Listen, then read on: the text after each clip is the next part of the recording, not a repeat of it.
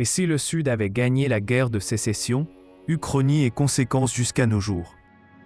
Et si le Sud avait gagné la guerre de sécession?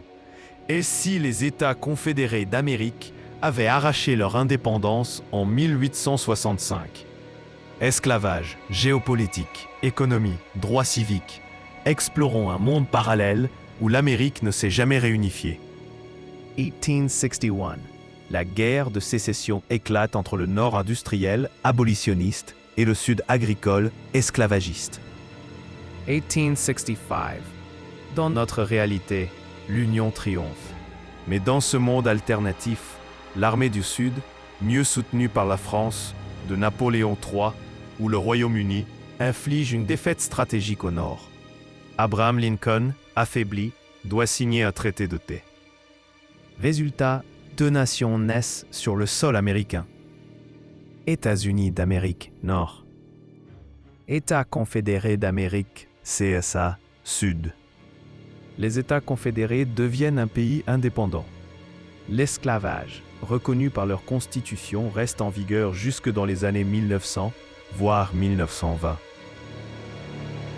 Le Sud développe une économie agricole très inégalitaire, proche d'une oligarchie. En revanche, le Nord accélère son industrialisation et devient plus rapidement une puissance mondiale. Comparaison économie Sud versus Nord. Carte, deux pays avec capitale, Washington versus Richmond. Deux Amériques rivales s'opposent durant tout le XXe siècle. Pas d'entrée des États-Unis réunis dans la Première Guerre mondiale, la France et le Royaume-Uni gagnent plus difficilement. En 1930, une guerre froide interne s'installe entre le Nord capitaliste progressiste et un Sud autoritaire ségrégationniste. Le Sud proche des dictatures conservatrices d'Amérique latine. Le Nord proche du bloc occidental/libéral.